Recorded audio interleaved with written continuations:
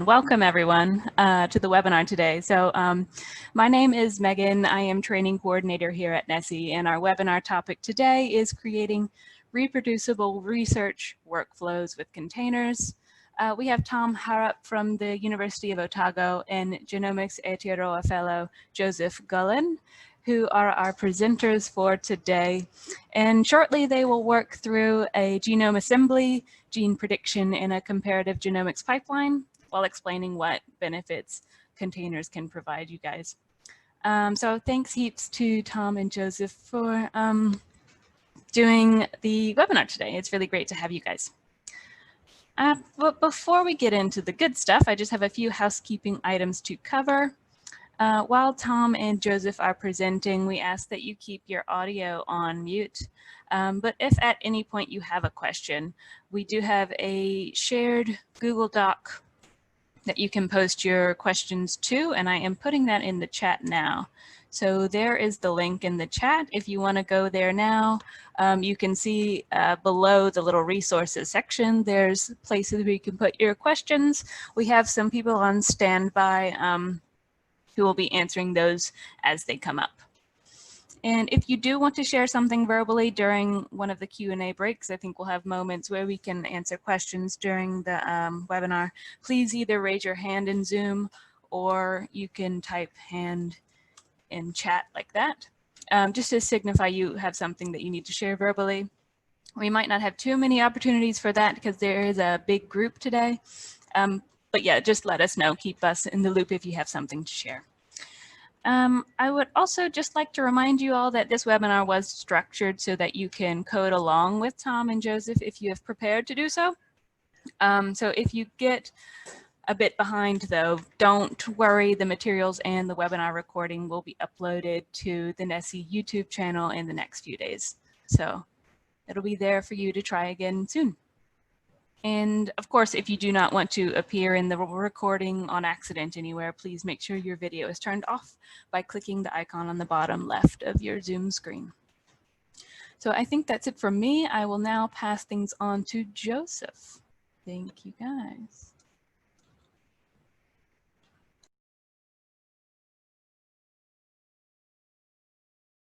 Great, thanks. Thanks for the introduction. Thanks for joining us, everybody. So first, I'd like to talk about what is a container. You can think of a container as just being a computer within a computer. That's really the easiest way to think about it. Basically, a container is supplying its own software, everything that's needed to run that software.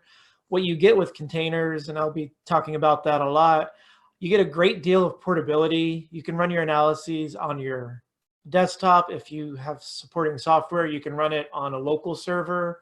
You can run it on the cloud. You can run it on NESI. You can run it in different HPC. You can email it. You can email a link to it to a friend. They can run it. And because of that, you get a lot of reproducibility as well. And you're capturing the software that's required to repeat this work. This is really important. And we keep seeing this common theme as new software comes out, as dependencies are updated, things no longer run. And sometimes you have to go and find the older versions just to get things to run. So a container is literally what it sounds like. It is a single file that has all the requirements it needs to run an analysis or to run a specific software tool. It's got kind of a pseudo operating system. So it's got all that in there. It's got the different libraries. Sometimes these tools, you have really complex pipelines, a bunch of different software dependencies. These are all contained in a single file. So if you think back to kind of the Java files where you can create an Uber jar, putting all the dependencies in a single file, you give that to someone, they can just run it. They don't have to go download a lot of things. They don't have to install a lot of things. They don't have to set up an environment. It's just ready to go. And that's where you get this biggest advantage of containers.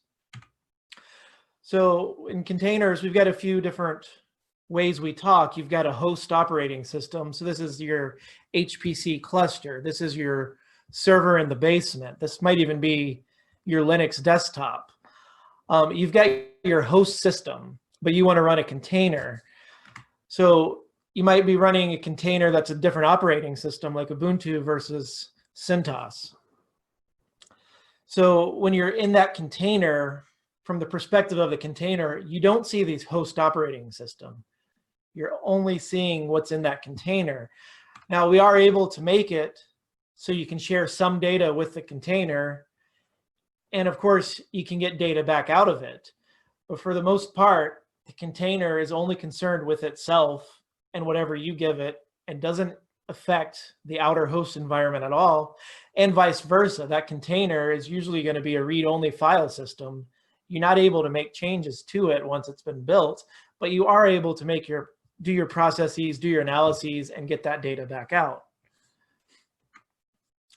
So why do you want to use containers? Well, a lot of the software, a lot of stuff is becoming really complicated, requiring a lot of different software, especially pipelines. If you do bioinformatics, there's a lot of repeat finding pipelines. They have 50, 60, 70 different dependencies, and they can be R scripts, Python, Perl, Java, and usually it's all of the above. So if you have a container, all this can be installed into a single file, and then you're just good to go. So as software gets more complicated, as pipelines become more complicated, they require many different dependencies, many different libraries. And the idea of containers is, here, I put them all in a file for you. You can now run this. There's also the case where containers might require, or software requires newer versions of other software, or sometimes even older versions of software. And with a container, you can actually supply that. So I know in some HPC environments, you have older standard libraries installed, and you actually need a newer standard library to compile and run that software. We've seen this quite frequently. With a container, you can actually supply those standard libraries, the newer versions or the older versions if you need it. Containers also have a few added benefits. Previously, you had the HPC administrators or perhaps the bioinformatics guy installing software for you and installing all the dependencies, setting up the environment. It's a lot of working hours. If you consider your software might be used, in 100 different places or 1,000 different places, that's a lot of man hours doing the exact same stuff. This can lead to a lot of troubleshooting and debugging, especially if you've got different versions of the host software, different versions of the host operating system. So containers put that responsibility back on the developer, so that a developer now installs the software, the developer installs all the dependencies, they set up the environment, exactly the way they had it when they developed the software. And then it's ready to go, a single file. So the admins only have to maintain that installation of their host operating system and the software you're using to run the container. And then the users, you only have to download and run the software. So that makes containers really useful. With containers, you also get faster access to software. Just the other day on a large project, a collaborator emailed me, hey, I can't get this installed. I've been trying to install it for a few hours. I go to Docker Hub. I convert Docker over to Singularity container, very simple. And I give it to her, and instantly she's able to run the software. So, you get super fast access to it because it's already installed and it's all ready to go. So again, and it's hard to stress this enough, but you can run this software, you can run containers on older operating systems. As long as they support the container software, you can do it. Reproducibility is a huge thing lately. With containers, your collaborators can take your pipelines, your software, your analyses, and run them on their own. They don't have to install anything. They don't have to set up the environment. Same with reviewers. If you give a reviewer 50 odd R packages that haven't been seen since, R 2.0, that's going to be a really hard time for them to be able to, redo your analyses. Also, if you want to come back in, say, a year's time, your stuff is going to be ready to go. So it saves a lot of time. you get not only the same version of the software, but all the dependencies. So as dependencies change, they might have small changes within their libraries, but these can affect larger things, and it cascades into the main software, where your main software, your main analysis tool is now giving you a different output. If you lock all this down into a container, it's actually going to be that same version. And so when you do it, you're going to get the same output. Of course, for containers, we call it 99% reproducibility. You never get 100%. There might be CPU optimizations or other things. It's really not a big deal, but you're going to get that huge amount. You've also got mobility. You can run this. I can run this. You can run this on Amazon. You can run this on Google. You can run this on Nessie. You can run it on most Linux desktops. You're also providing a specific and static environment for your stuff. Containers also have the advantage. They have very easy integration with workflow managers. So if you're using SnakeMake or Nextflow, you're able to provide a link to the container within the SnakeMake or Nextflow process. And people can take your pipeline and simply run it, and it will obtain, download, or use the containers as necessary to run those processes. So now, not only are you providing static environments and software, you're making it available in workflow managers so other people can do it. It's also got this defense against code rot.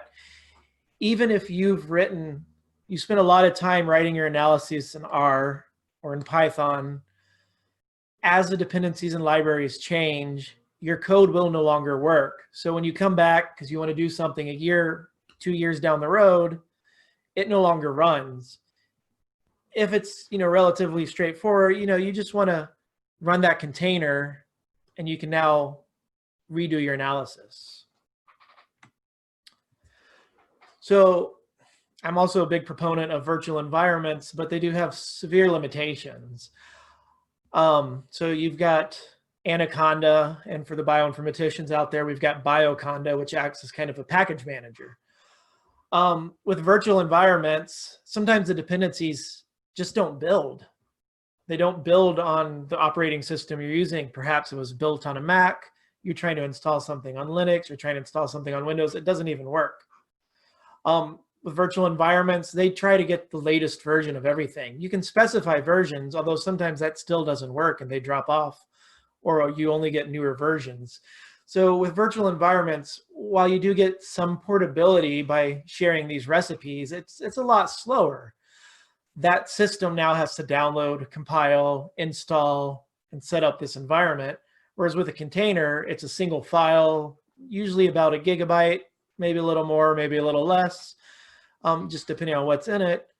It's just a download and run. And the containers are known to work.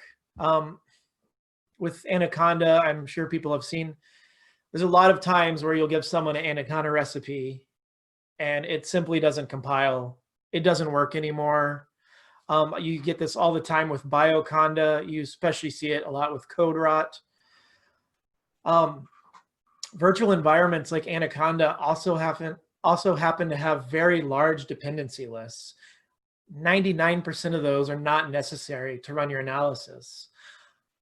I think about 10 of my virtual environments that I have on Nessie have another install of X Windows completely reinstalled under each environment. And I don't need X Windows installed at all to simply run some Python libraries.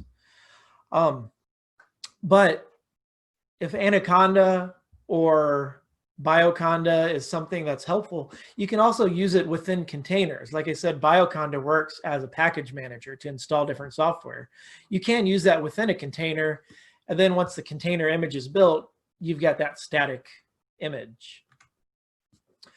So there are some drawbacks to containers, especially when you're first starting to use them, when you're starting to get used to them. They have limited access to the file system. So when you run a container, it usually only sees the current directory or folder that you're in. This can be really confusing at the beginning, especially if you are storing all your containers in one directory and all your data in another directory. And like I said, containers are effectively a computer within a computer. So a host path, such as the one I'm showing here, Nessie projects, my project data path, when you map this into a container, you might map it somewhere else, such as just /data or /my project. Because of this, it can be harder to debug. So another thing is not all software is quite ready for containerization, especially some Python packages and some R packages. But it never hurts if you're having difficulty finding something that isn't compiling for some reason or just isn't available as a container, it never hurts to actually email the developer or open up a GitHub issue, because they usually care that other people can use their stuff. So one of the times to use containers is when there's just too many dependencies.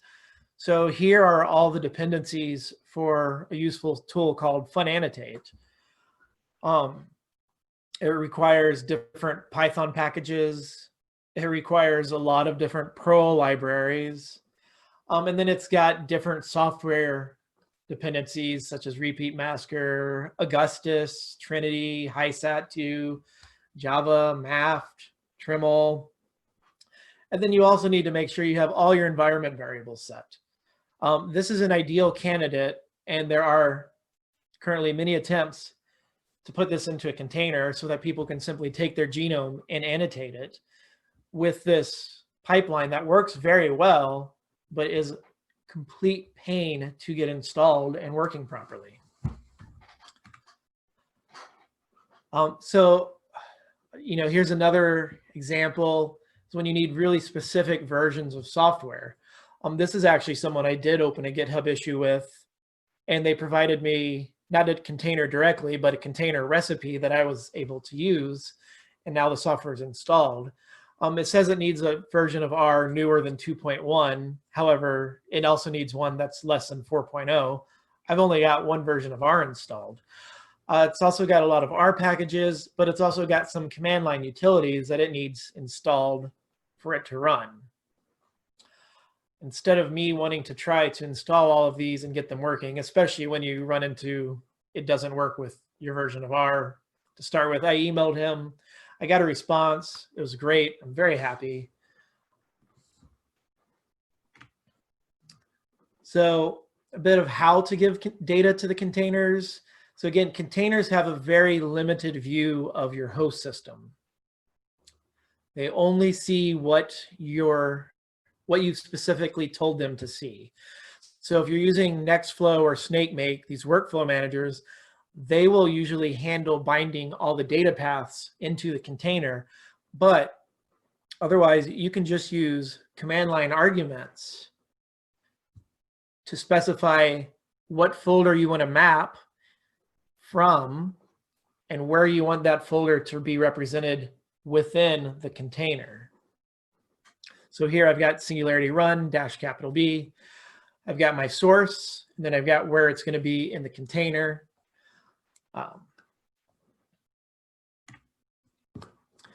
So containers have things called Runscripts. Not all containers use Runscripts, but many of them do. When the container has a run script, it usually acts kind of as a single piece of software, like just any other command line tool you've ever run. So even though they might have a lot of dependencies and other tools inside them, they're acting kind of one easy way in and out. So you can actually treat them like a command line program. So here I've shown glnexus_cli.sif. .sif is a singularity container --help, and it gives me the help just like a program would. You can also, and you can make the containers executable if they have a run script and just run them that way. Some complex containers require you to run the tools independently inside the containers or interact with them separately. So here's just an example of a run script. I'm using glnexus. So I'm able to run the Singularity image just like it's an executable file. And because of that, we can pipe the data into grep to see the different options and arguments. So you can pipe the data out of containers so that you're able to run your analysis, you're able to see everything, and you're able to do just like any other software tool.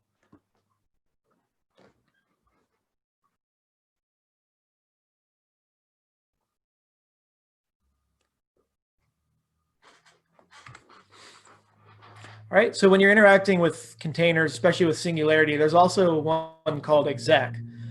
And this is where you're going to execute a command within that container. So, sorry, it's a little fast here, but I'm running Singularity exec ls. So I'm running the ls command within the container. So when I do ls root, when I run exec mount, it's got something completely different than the host system, which is here, Nessie Mahuika.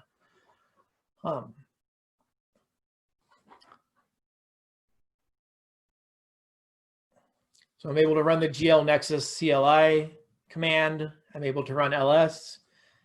I'm able to do all sorts of stuff. And this is just one way, just another way of interacting with containers.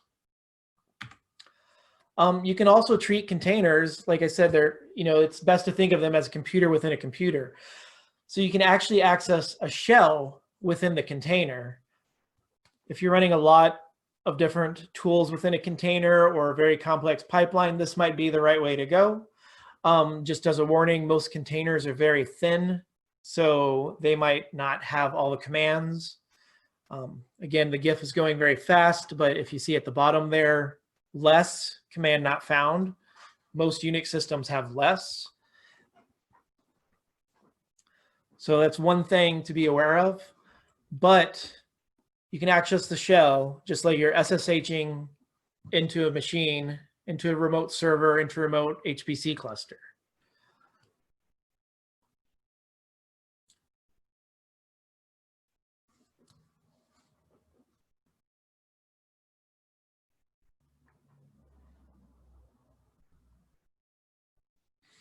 So that's 3 ways of interacting with Singularity containers, or just containers in general.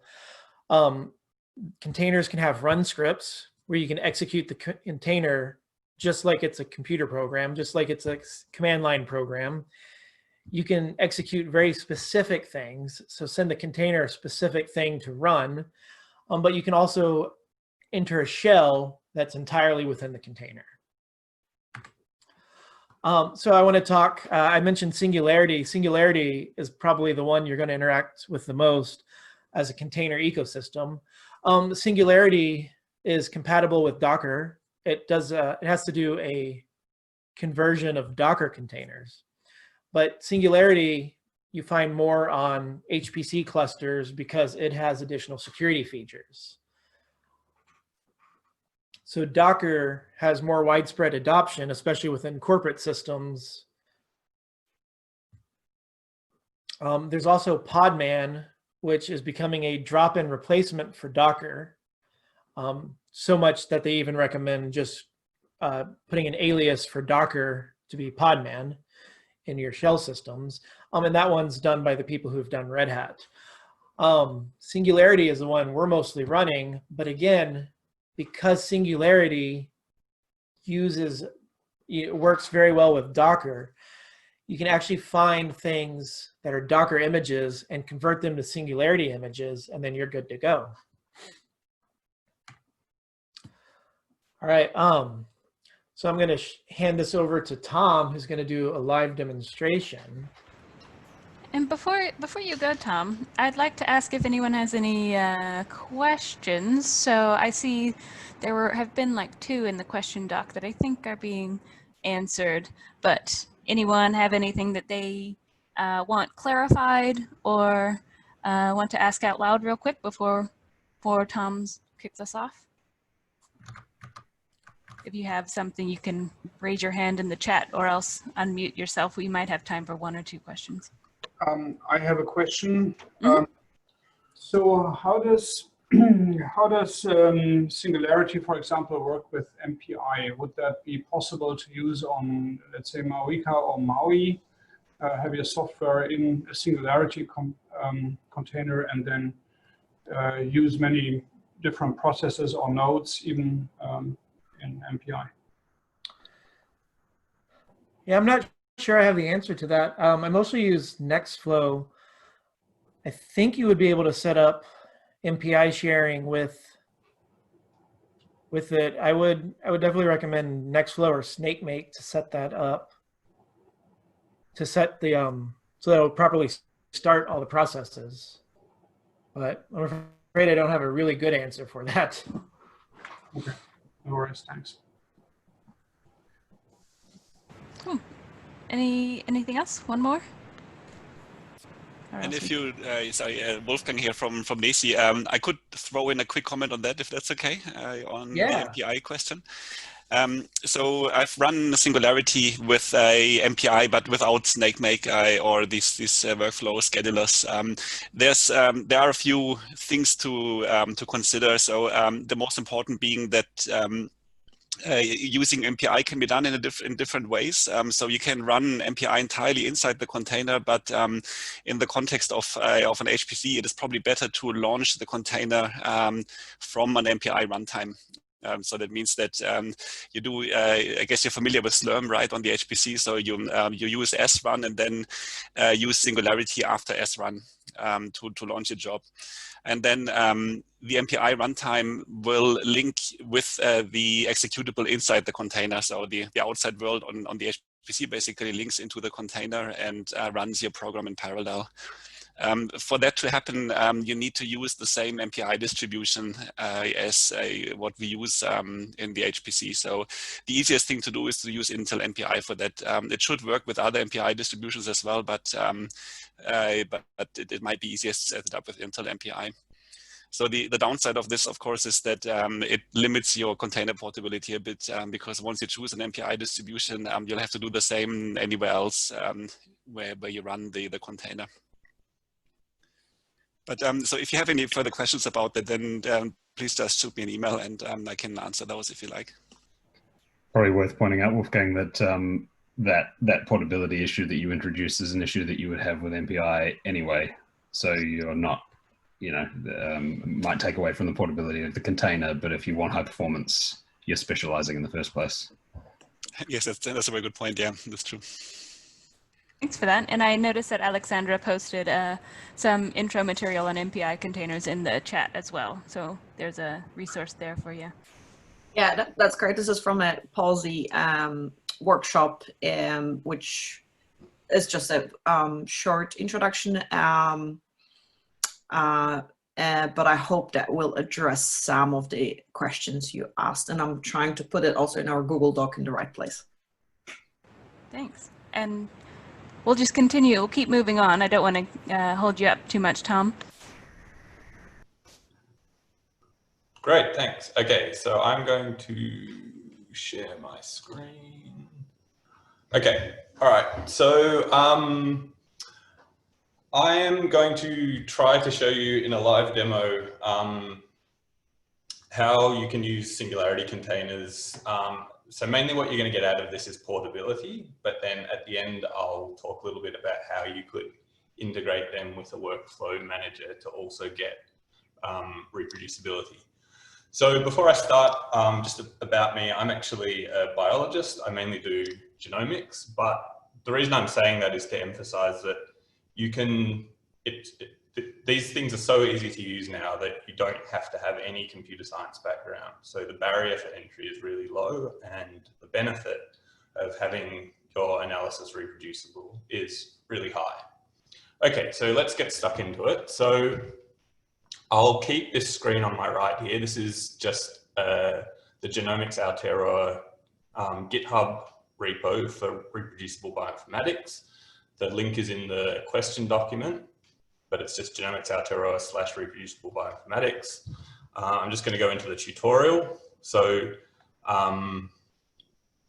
this is what I'm going to work through. So you'll be able to see all the commands. So you're welcome to try and follow along. I'm going to have to go kind of quickly to get it all done. So don't stress out if you get stuck or one of the commands doesn't work or anything, because this is all being recorded and all the steps I'm going to take are in this document. So you can just do it again later at your leisure. All right, so let's get stuck in. So what we're going to do is just a toy example of assembling some nanopore sequencing reads from a diatom, this thing, however you say that. I got the data from this Introduction to Long Read Data Analysis from Tim Kalka. If you are interested in nanopore sequencing, by the way, this is a really good introduction, so I recommend you go and look at that.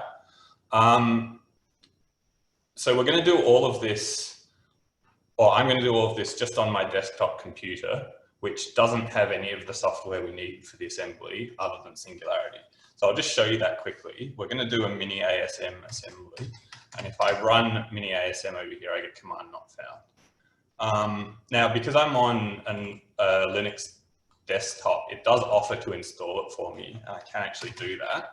Actually, I won't do that, but if I just go apt policy mini ASM, I can see that this is in the Ubuntu repo, so I could just install it. So in this case, it's really just a toy example to show how I can do it all without actually installing it, because certainly there's other software where you can't just install it out of the repository. So Joseph already mentioned funannotate. There's no way you're getting that from a repo because of all the dependencies. So yeah, in that situation, you really get a lot of benefit from having it in a container. Okay, so I'm just in this reproducible bioinformatics repo. So it's just the same thing, just cloned onto my computer. Okay, so you can find that later if you need it. I've also got these Singularity images in this folder, which I've downloaded manually from Singularity Hub. And I think the links for these are in the question and answer document if you want to follow along later, or if you're on Nessie, they should already be there. Okay, so like I said, I don't have MiniASM on my computer, but I do have Singularity. So let's just make sure. Version, hard to type and talk at the same time. Okay, so I've got Singularity 3.5.2. So let's just have a quick look at this mini ASM container. Most of the time, when you're interacting, like Joseph said, when you're interacting with the containers directly, you'll use Singularity exec. So that just basically means, so the format for that is Singularity exec name of the container. And then anything after that is what's going to get executed inside the container. So now if I go to mini ASM, I get the help page for mini ASM, right? So it's not installed on my computer, but it is available to me because it's installed inside the container. So if I just run I think it's -v for mini ASM, tells me that I've got 0.3 release 179 of mini ASM. Okay, so that's just a quick overview. Now let's get started. So, right, the raw data itself is in the data directory. So for this to really be reproducible, we have to make sure that we've got the same, everyone's got the same raw data file. So I'm just going to do a hash on it. And because that is identical to that, that means it's exactly the same file. So I'm happy. Okay, so let's just make a working directory. You can call it whatever you want, and cd into there. Okay, so make directory run, change directory into run. So I'm now inside run. So my containers are all up one directory now. Okay. All right. So the first thing we're going to do, so this is just a very basic raw read processing and assembly in inverted commas pipeline for nanopore data. So we're going to use something called PoreChop, which is a really popular adapter trimming software for nanopore reads. Now this is actually an interesting example because PoreChop is pretty widely used, but it's actually not maintained anymore. So you can imagine, so this is like a really good case for using a container, because you can imagine some future release of whatever operating system you're using. Maybe it ships with a different version of Python or whatever, or a different compiler, and you can't get PoreChop to run anymore. So I'll just, so the benefit here of using a container is that we have captured the operating system that we know works inside the container with the software that we're trying to use. So I'll just show you that. So I'm just sitting here on my desktop. So let's have a look. I'm on Linux. So I've got Ubuntu 19.10. I should really upgrade. But let's say, you know, we can imagine like, you know, whatever Ubuntu 2104 might ship with Python 3.9 or something, whatever it is, and then PoreChop is no longer going to run. So let's just have a look inside the container, what we've got there. So I'm going to go exec my PoreChop container, and I'm just going to do the exact same thing. I'm going to cat Oz release. Okay, and this is telling me that inside the container, I've actually got Debian 10, right? So no matter what operating system I'm running on, I've always got Debian 10 inside the container. Okay, so let's have a look at what I've actually got in there. So PoreChop version 0.2.4, which was the last release. And I can also, like Joseph showed you, I can get the help for this. Okay, so this is all working normally, just like having it installed on my computer. Okay, now let's actually run it. So we're over here now. There's a few options, but I'll just talk through them really quickly. Just checking that I'm in my run directory. Yep, okay. So let's just have a quick look. Okay, so there's the path to our data. Okay, so like I said, I'm going to go singularity exec path to the container, and then what I want to exec. So I'll just put in a new line here, just to give myself some space. Okay, so I'm going to run PoreChop with an input file data all guppy.fastq. Okay, so that's my input fastq file. I want to output it to a file called trim.fastq. And then just to speed things up, I'll use 8 threads because that's what I've got available. Discard middle is just an option to detect chimeric reads, which we should run. And then just to cheat a bit, because this can sometimes take a bit of a long time, I'm only going to look at the first 100 reads to detect adapters, and then the adapters will be trimmed from all the other reads. Normally, I think that does a couple of thousand, but it takes a while. Okay, so hopefully if I run this, we get PoreChop running. And it's, so the advantage of this is that anyone can run it. You can all run this, and because you've used the same input and we've checked the hash of the input, so we know it's the same file, and we've used the same version of the software in the same container, we should all get exactly the same result. Okay, so let's have a look at what we've got. We can see our trimmed.fastq file. So before we do the assembly, we're just going to have a quick look at the length distribution of the raw reads. I like to use a stats program from bbmap called stats.sh. Again, it's not on my computer, so I'll have to singularity exec bbmap. Okay, so stats is part of the bbmap package. Let me just make some room here.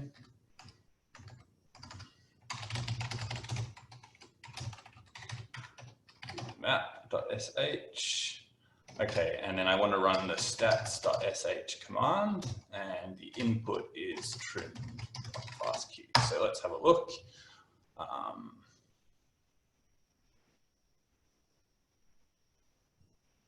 Nothing is happening because it's a live demonstration.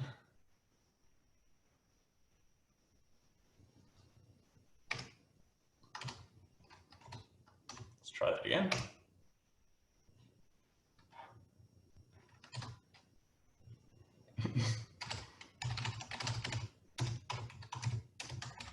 Okay, let's make sure we can actually get to stats.sh. We can, and let's just try it without in for now. It really doesn't want to run. Okay, so something's gone wrong here, but oh, there we go. Okay, so it actually ran. This is always the fun of a live demo. That works sort of 10 times in a row this morning. Anyway, so this is just having a look at the raw reads. We've got about, what is that, 4.7 thousand reads with an N50 length of about 28 KB. So that's nice. We can try and assemble those. Now, we're not doing a proper assembly with this. If you want to know more about the way to actually do an assembly on these reads, I recommend checking out the tutorial, but we just don't have time to do it properly. So we're just going to do a quick overlap layout consensus assembly. This is, yeah, just to reiterate, you wouldn't use this pipeline because it's quite inaccurate. So all we have to do is an all versus all alignment with Minimap to calculate the overlaps in the read. And again, I don't have Minimap on my computer. I could install it from the repo, but you're not always going to be able to do that. So for example, if you're on Nessie and you don't have admin rights, you can't just install something out of the repo. Okay, so let's run this. Hopefully this actually runs. I'm a bit nervous now that BBMap didn't work properly. Okay, so that's actually running. So that's the help page for Minimap. And I'll just check what version I've got before I go any further. I think it's going to be -v. Yeah, okay, so this is Minimap 2.17 R941. And again, that means anyone running this container is going to get the exact same Minimap results that I get. Okay, so let's do it. So we're going to go, I'll just do clear again. Sorry, I keep forgetting that up. Okay, singularity exec. Got to speed up a bit. Minimap 2. Okay, we're going to use 8 threads. So there's a preset on Minimap for all versus all for Oxford Nanopore technology reads. So we're going to use that. And because it's an all versus all, it takes the input file twice because it's going to assemble, it's going to align the input file to the input file. So I wanted to show you this because it's just like running the program normally installed. So this is just going to spit a whole bunch of output to the terminal. Okay, and it's just like you had this installed on your computer. You can redirect that output however you want. So I'm just going to pipe it through pigs to compress it because that's the format that the next tool wants. This format that we're getting is minimap.paf is PAF, pairwise alignment format. So I can just do this like I normally would. I can pipe it to gzip or pigs, and then I can redirect the output of that to write into a file. Okay, so we have when that finishes, we have our overlaps, so we can just assemble them. Singularity. So mini ASM is going to take the overlaps that were calculated there, and basically it's just simply converting them to contigs. So it's taking the parts of the sequence that overlap and converting them to a single sequence. So that takes as input a fastq file, that's what the -f is, and the pairwise alignment format compressed file from the previous run. And again, I need to save the output to a file. Okay, so that's done. Let's just have a look at what we've got. So there's our GFA file. That is a completed assembly of sorts. It's not a very good one, but it's still an assembly. So this GFA is not a normal FASTA file. It's a graph format. So I'll just show you the head of it. So it doesn't look like a normal FASTA. You'll see straight away if you know what they look like. So we have to use this GFA tools to interact with it. Exec GFA tools. So let's just have a look at some stats. Okay, so you can see when it actually runs, failed to read the graph. Did I? Oh, that's because I called it the wrong thing. Sorry about that.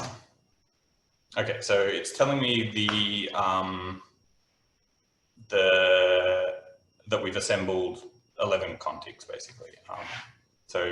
So we've done a complete assembly of those reads, all using software that's not installed on my computer basically. And then I'm just going to convert this to FastA so that we can actually look at the some more stats on the output. So I'm going to do that with GFA tools again.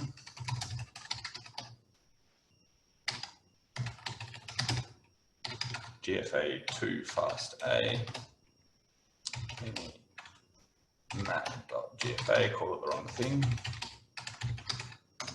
Okay, so now we have a FastA file at the bottom here, and we can run stats on it like we did before.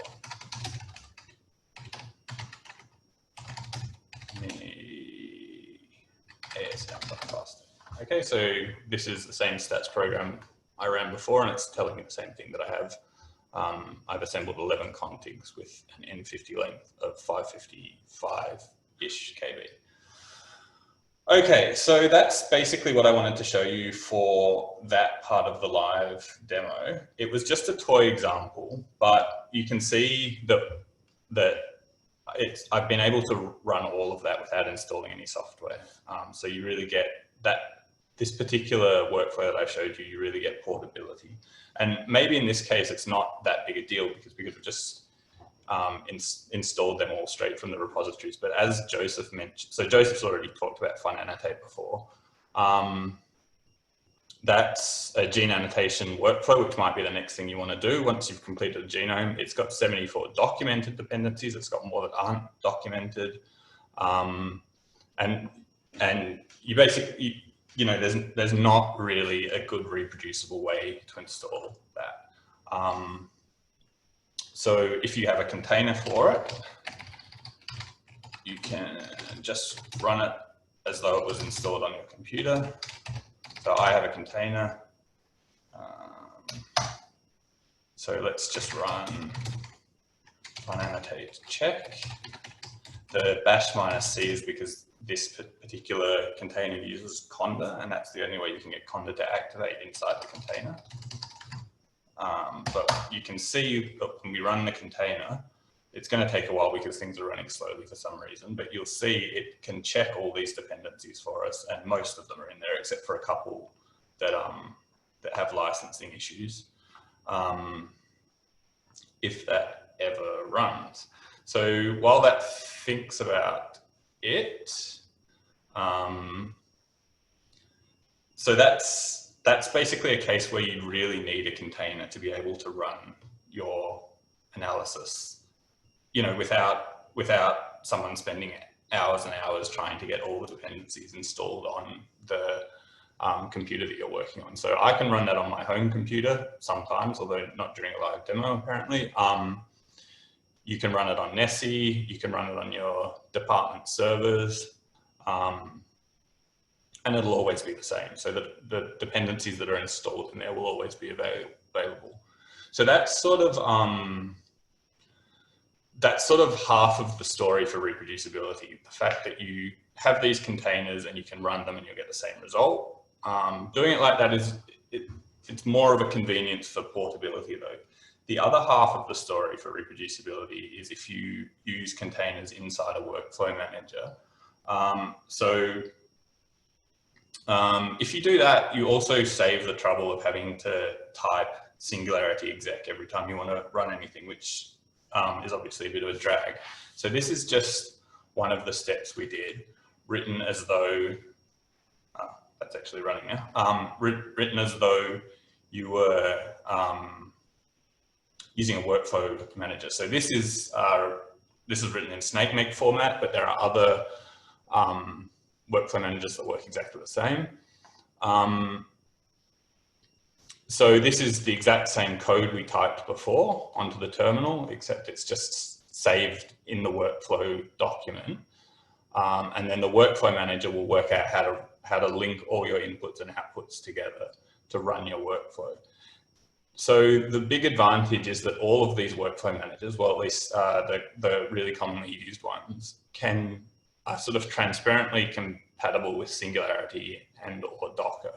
So normally what you would do is you just have a Singularity hub, shub URL in your workflow file.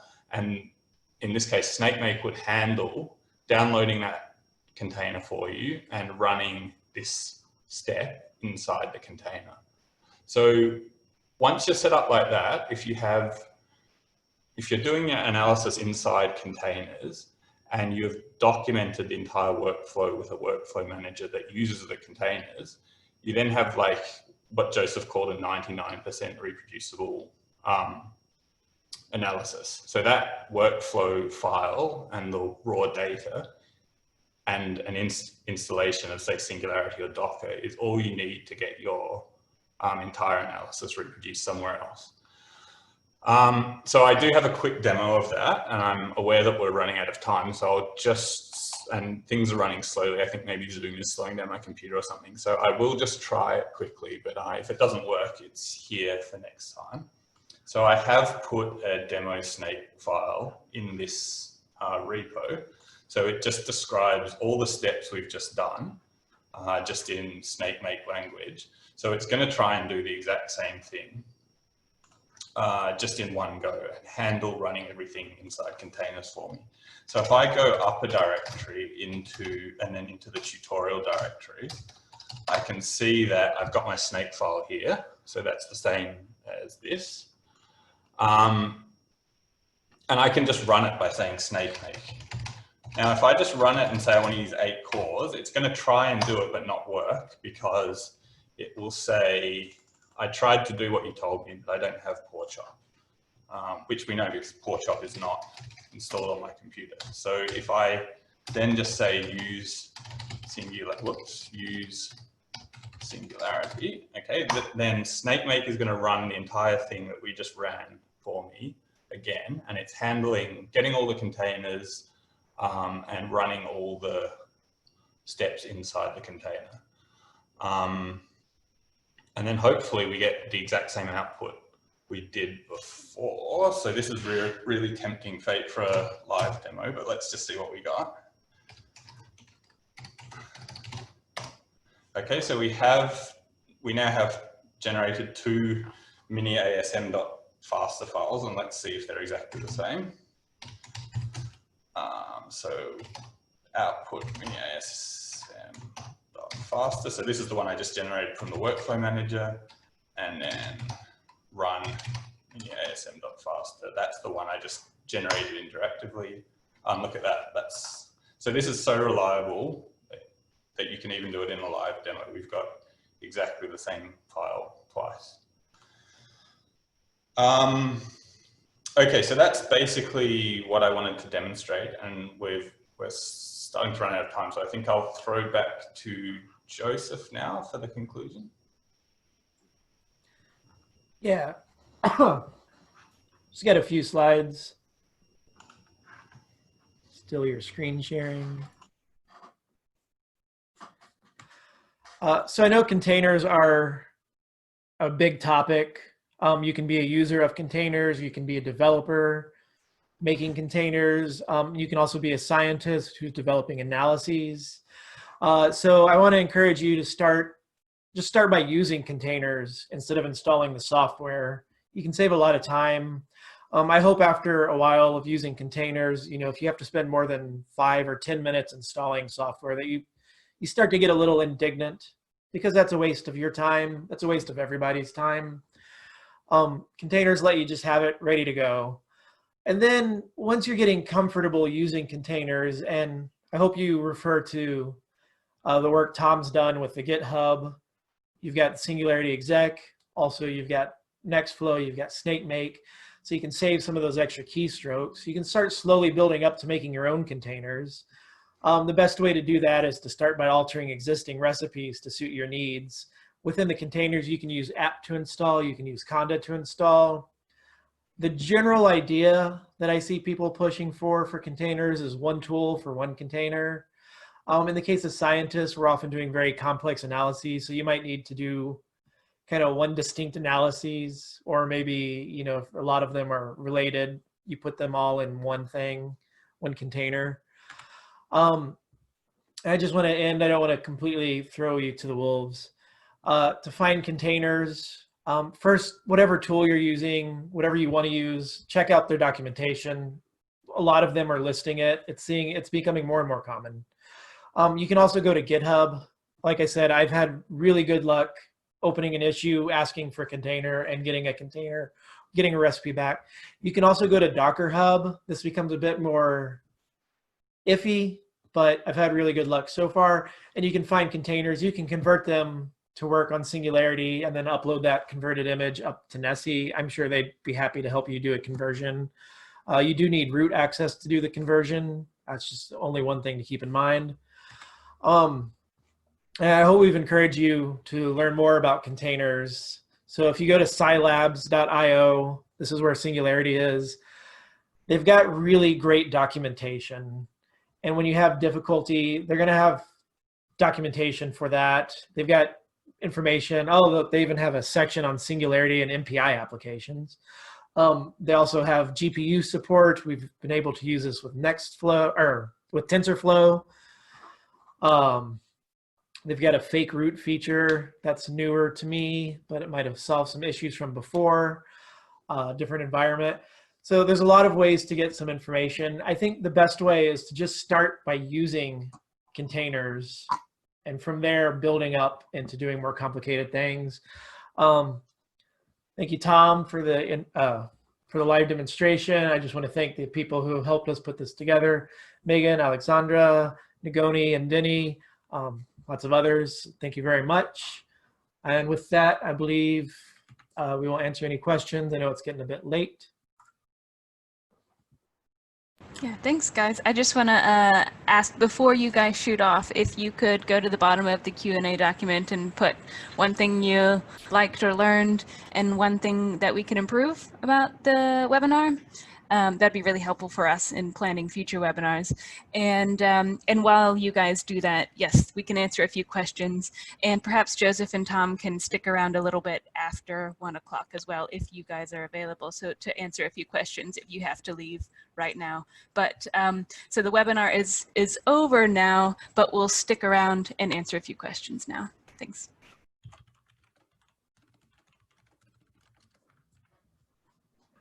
I just throw a note in there quickly, Megan, just to say that we're intending to propose a hands-on tutorial for RSE Conf. So if anybody wants to go into a deeper dive, then that'd probably be a good good opportunity for that.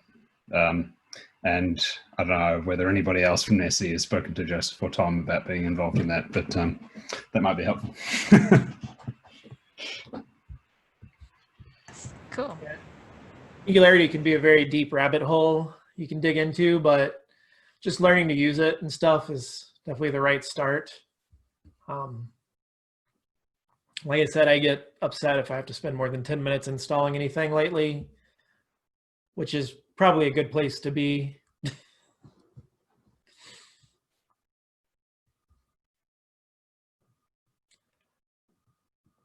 I did get a question about a question to ask the audience here, and people, I think someone was curious about why different people have joined this meeting. I don't know if the person who asked that wants to clarify, but yeah, if there's different maybe domains. Let me see if I can get clarification on that question.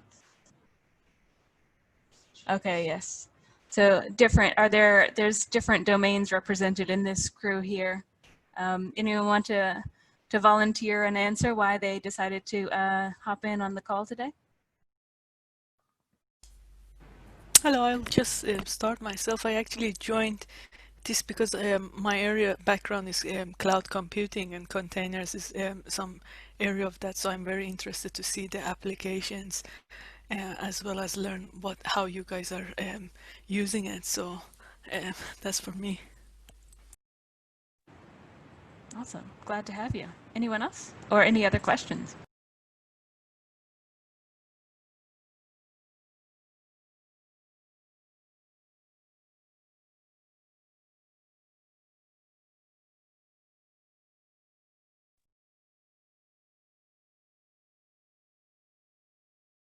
Maybe it would be worth answering out loud. Is there a reason not to use Docker containers on Nessie directly? I know that's being answered in the Q&A doc, but anyone want to go into detail on that one?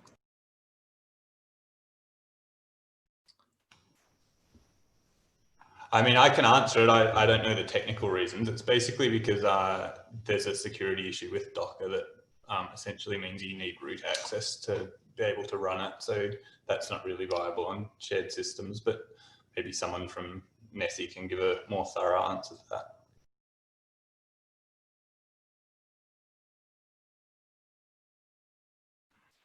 Yeah, so it's certainly one of the traditional reasons. There are rootless versions of Docker available now, but I'm not up to date with the requirements for being able to run it in that mode in terms of the kernel support, which is usually where that sort of stuff starts to fall over.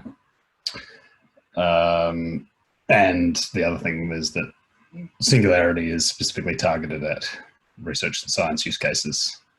So there's a lot of convenience in the tool and the way that they, particularly like the image format is one thing, and some of the other things that they've built into that image format, which are useful in the scientific domain. And we have two questions in the chat that have just popped up, so I'll just make those the last two so that we can wrap up. But first one, what's a good place to start building Singularity containers for a beginner? I guess a physical location is probably just your laptop. Tom or Joseph already mentioned that converting Docker images requires administrative privileges. So, you know, if you're doing that on your own workstation, then that's easy enough. There is a remote building service that Scilabs, the commercial company behind Singularity, provides to do conversions as well. So that's easy enough to set up. But I'd start with just installing it. Yeah, I'm wondering if maybe that was also referring to how to get started writing the recipes, in which case I'd direct you to scilabs.io documentation, because they've got a really thorough tutorial for getting started. Great. And then last question. So does Genomics Aotearoa have any containers set up at the moment for genome or metagenome assembly? No, I don't think we have any at the moment. I know there's a push to get an entry on Singularity Hub, which is kind of Singularity's version of Docker Hub. Get that set up. I don't know if it's going to be, I don't know what form it will be. It would probably be kind of a Nextflow or CWL pipeline with the associated containers. But for a lot of the genome assemblers, you can usually find containers that are already built. But for kind of self-contained workflows, I think it's going to be a different kind of Nextflow or SnakeMake that uses containers type of way.